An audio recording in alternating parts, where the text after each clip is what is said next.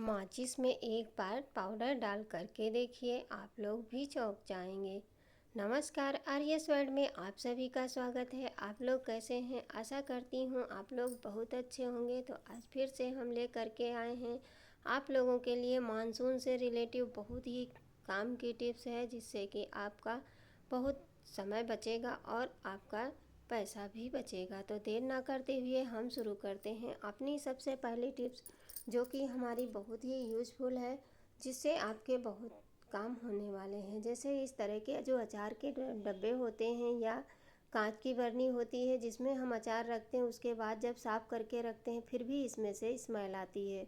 तो वैसे तो कई टिप्स आप लोगों के साथ में शेयर की है, लेकिन ये वाली टिप्स कुछ अलग है। इस पर आप टिश्यू पेपर पे थोड़ा सा आप कोई भी पेस्ट डाल लीजिए, जैसे कोलगेट है या कोई भी पेस्ट है, इस तरह से डाल के और टिश्यू पेपर को इस तरह से फोल्ड करके इसके अंदर डाल करके आप 2-3 घंटे के लिए बंद करके रख दीजिए। तो इसमें जितनी भी स्मेल होगी सारी निकल जाएगी और आप दोबारा अचार रखेंगे तो आपका अचार ख़राब नहीं होगा। तो उम्मीद करती हूँ ये टिप्स आप लोगों को ज़रूर पसंद आएगी।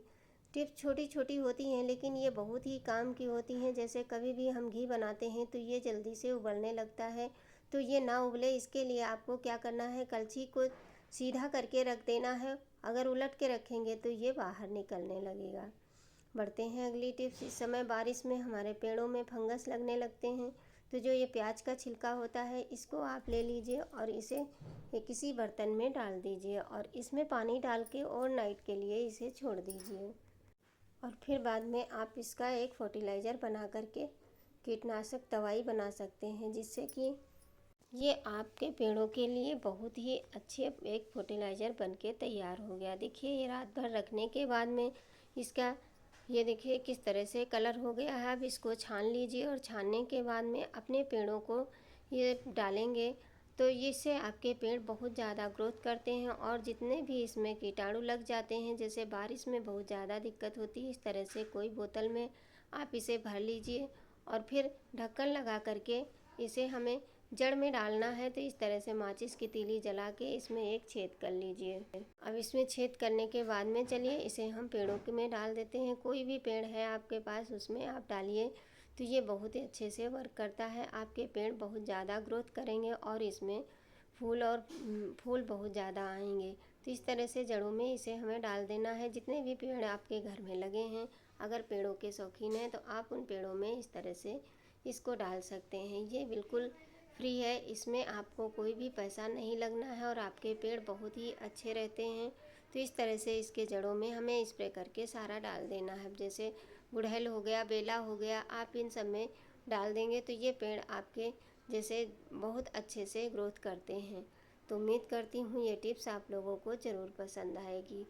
अब सबसे बड़ी समस्या होती है, बच्चे जब स्कूल से आते हैं तो बारिश में अगर कहीं जूते भीग गए हैं तो वो कैसे हम धुलेंगे, क्योंकि ये जूते बहुत जल्दी से ख़राब होने लगते हैं। तो इनको सुखाने के लिए आप क्या करिए, अपनी विंडो में इस तरह से 2 पॉलीथीन लगा दीजिए। जैसे जितने भी जूते आप धुलें उतनी पॉलीथीन इस तरह से पलट करके आप लगा दीजिए। नहीं तो आप जहाँ कहीं भी कपड़े सुखाते हैं वहाँ पे आप इस तरह से पॉलीथीन चिमटी की सहायता से लगा दीजिए।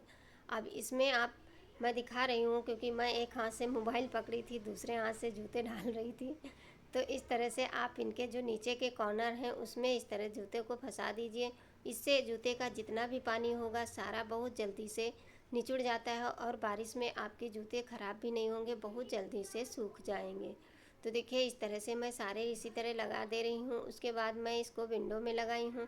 आप चाहें तो जहाँ पे कपड़े सुखाते हैं उस रस्सी में इस तरह से हैंग कर सकते हैं। तो घर के ढेर सारे जूते जब भी गीले हों या धुले जाएं तो बारिश में आप इस टिप्स को अपना करके जूतों को सुखा सकते हैं।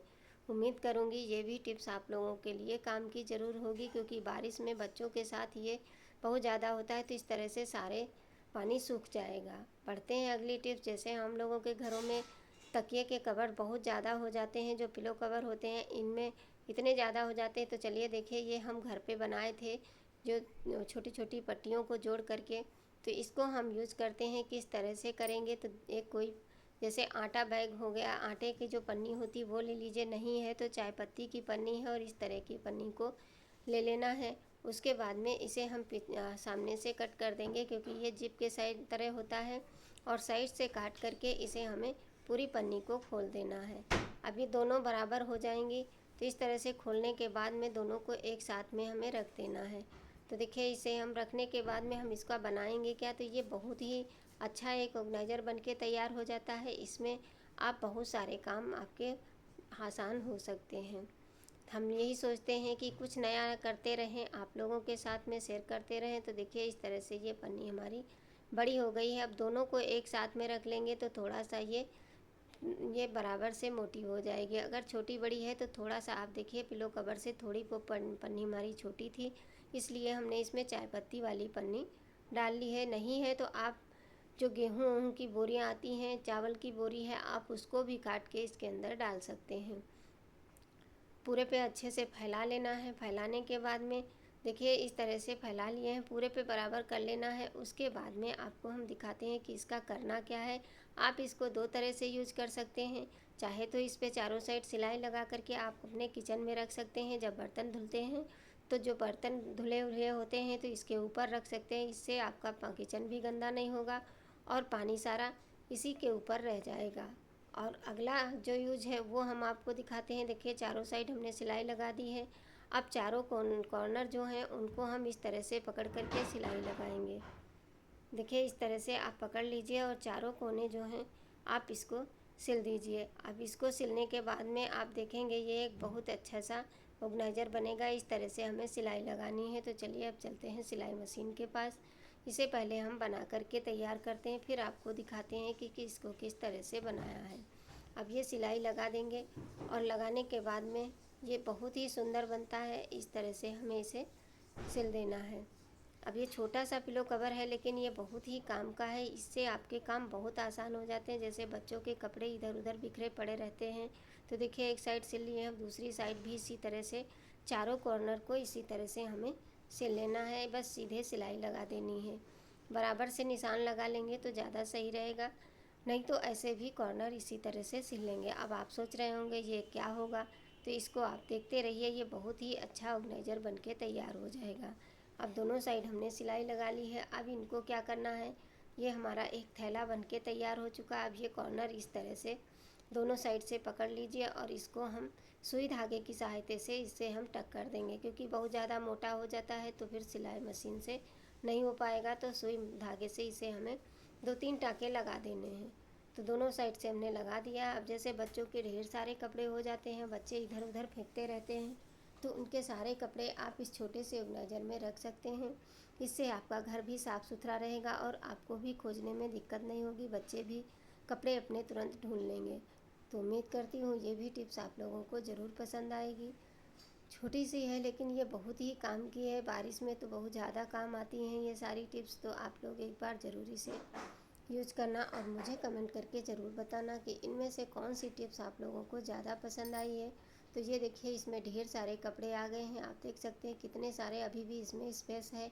आप और भी कपड़े इसके अंदर रख सकते हैं। तो आपके पास भी अगर इस तरह के पिलो कवर ढेर सारे पड़े हैं तो इस तरह से आप बना करके रख लीजिए। तो आप अपनी अलमारी में इस तरह से सजा सकते हैं। तो बढ़ते हैं अपनी अगली टिप्स। जैसे कि बारिश में सबसे ज़्यादा दिक्कत आती है कि माचिस हमारी जलती नहीं है। जब भी कभी हम कहीं पूजा करने बैठ जाएं या तो किचन में कुछ कर रहे हैं और माचिस से ही काम करना है, तो जब जलती नहीं है तो बहुत ही गुस्सा आती है। देखिए, इस तरह से हम परेशान हो जाते हैं, मसाले सारे छूट जाते हैं क्योंकि ये नम पड़ जाती है। ये समस्या बारिश में ही आती है। तो ये समस्या ना आए उसके लिए हम बहुत ही यूज़फुल टिप्स लेकर के आए हैं। कोई भी टलकम पाउडर ले लीजिए, कोई भी पाउडर आपके पास चाहे स्पेयर पड़ा हो वो ले लीजिए। जो भी पाउडर है वो आप इसमें ले लीजिए। इसके ऊपर इस तरह से डाल दीजिए। डालने के बाद में माचिस की तीलियाँ सारी इसके अंदर रख दीजिए। इसके अंदर सारी तीलियाँ भर देंगे। इसमें जितनी भी नमी होती है सारी की सारी नमी सोख लेता है। और फिर आप माचिस तुरंत, मैं आपको दिखा रही हूँ जला करके, कि मतलब तुरंत 1 सेकंड भी नहीं लगा पाउडर डालने के बाद। बस जितनी देर हम भरे हैं उतनी देर ही लगी है। और फिर उसी तीली को हम जला करके दिखा रहे हैं। देखिए, जो तीली जल नहीं रही थी कितनी जल्दी से जलने लगी। तो आशा करूँगी ये टिप्स आप लोगों को ज़रूर पसंद आएगी। अगर आप लोगों को थोड़ी सी भी वीडियो यूज़फुल लगती है तो प्लीज़ लाइक करके चैनल को सब्सक्राइब करके और ज़्यादा से ज़्यादा शेयर कर दिया करें, आप लोगों का एक लाइक, एक कमेंट और एक सब्सक्राइब मुझे बहुत ही मोटिवेशन देता है। मैं इसी तरह की और भी टिप्स लेकर के आप लोगों के लिए आती रहती हूँ। तो वीडियो को अंत तक देखने के लिए धन्यवाद। Thanks for